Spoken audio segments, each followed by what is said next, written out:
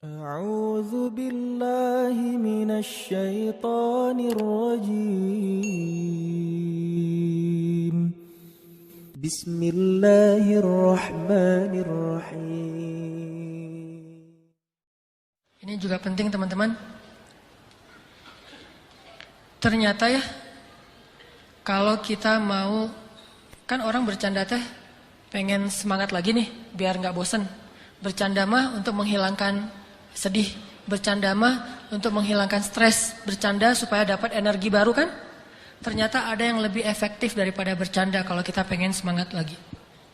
Kalau kita pengen survive dari sebuah masalah, ada yang lebih efektif daripada bercanda. Walaupun bercanda itu boleh. Apa yang lebih efektif? Menangis. Menangis itu, menitikkan air mata itu lebih powerful daripada tertawa. Cuman kita sering memilih tertawa daripada menangis. Sama kayak orang lebih senang minum kopi walaupun minum kopi itu boleh daripada minum air putih. Padahal lebih menyehatkan minum air putih. Cuma kan gak ada sensasinya. Tapi kalau kita bisa mengubah mindset kita, kalau orang teman-teman nanya, ngopi yuk gitu kan gitu ya. Minum air putih yuk kan gitu ya. Bisa gak sih kita ngomong kayak gitu? Nah ini mengubah mindset nih. Kalian lagi ngapain? Lagi minum air putih.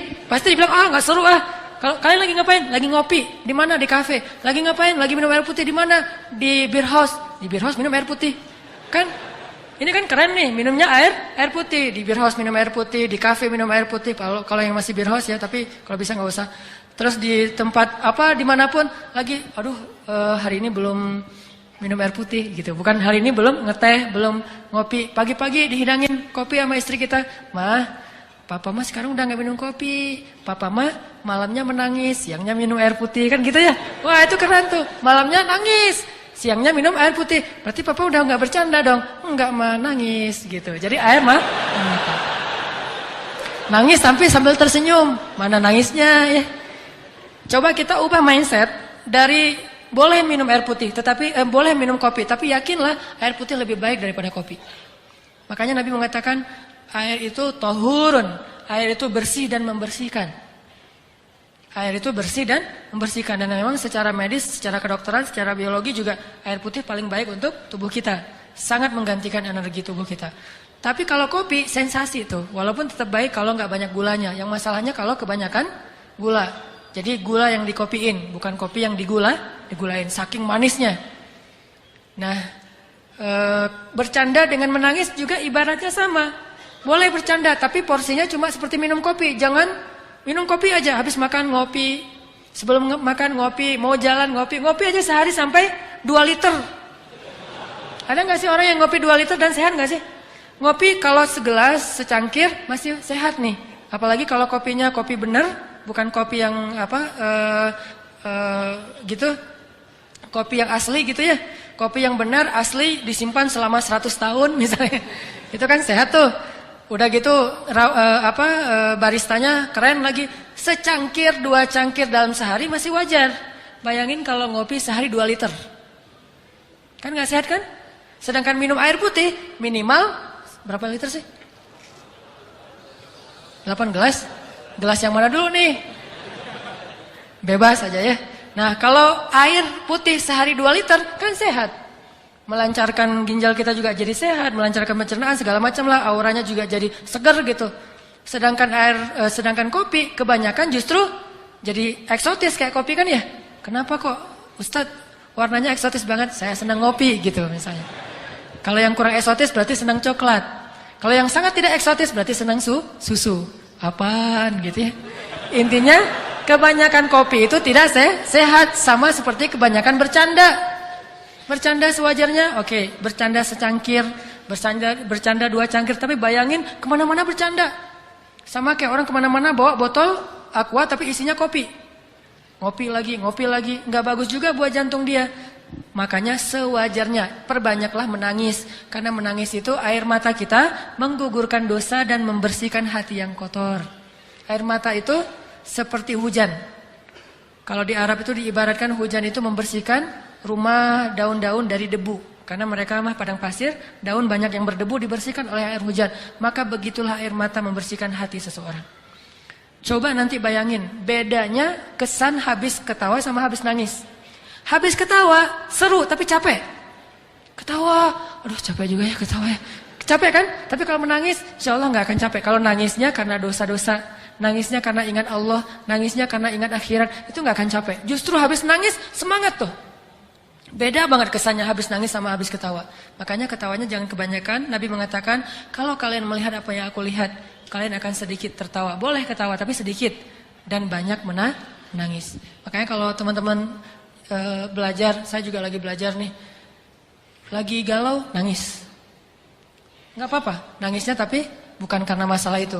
Karena ya Allah, ingat dosa-dosa, ingat akhirat. Baca ayat-ayat tentang la uqsimu biyaumil qiyamah wa la uqsimu bin nafsil lawwamah. Kita baca ayat itu, kita renungin, nanti saya pada hari itu gimana ya nasib saya? Coba bayangin nasib kita ketika bangkit dari kubur, kita jadi apa tuh?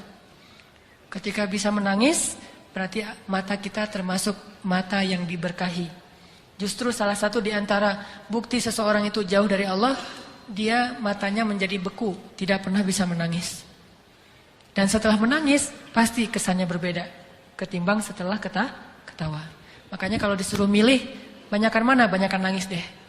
Tapi kenyataannya kita dalam sehari lebih banyak tertawa, hampir tidak pernah menangis. Tunggu nangis kalau udah banyak masalah banget baru nangis. Dan kita waktu itu akan ngelihat, ketika kita banyak menangis, kita doanya lebih khusyuk, sholatnya lebih khusyuk, ngajinya lebih banyak kan ya, energinya nambah kalau kita nangis, kayak dicas gitu. Sedangkan kalau ketawa jadi males. Sampai Nabi mengatakan kebanyakan ketawa itu bisa mematikan rasa di hati kita, gak bisa lagi mendengar kebaikan. Orang kalau udah ketawa terus dinasihatin, pasti dia nolak, bantah tuh. Makanya jangan kebanyakan ketawa, boleh tapi jangan kebanyakan. Itulah teman-teman fikih ketawa. Bagaimana kita menjadikan ketawa kita berpahala, menjadikan ketawa kita itu hadiah buat teman kita, menjadikan ketawa kita itu ikut sunnah, menjadikan ketawa kita itu benar-benar penyegaran tetapi tidak berlebihan, dan hindari ketawa-ketawa yang syubhat, dusta, ketawa yang jahil, ketawanya nyeleneh, hindari itu, dan jangan juga terlalu banyak sehingga kita tetap bisa menangis di malam hari. Jadi kalau kita udah ketawa, tiba-tiba disuruh nangis agak susah. Saya kurang bisa ya langsung membalikkan kondisi dari habis ketawa nangis, susah. Kecuali ketawa, nangis, kenapa ketawa kok nangis? Mati lampu. Lagi film, lagi bola gitu seru, tiba-tiba mati lampu kan nangis ya. Karena mau gol nggak jadi gara-gara bukan nggak jadi gol, nggak jadi ngelihat gara-gara mati lampu. Itu mungkin bisa, tapi bukan nangis karena Allah. Tangisi dosa-dosa, maka bergugurlah dosa itu. Tapi kalau kita mentertawakan dosa, maka bertambah dosa kita.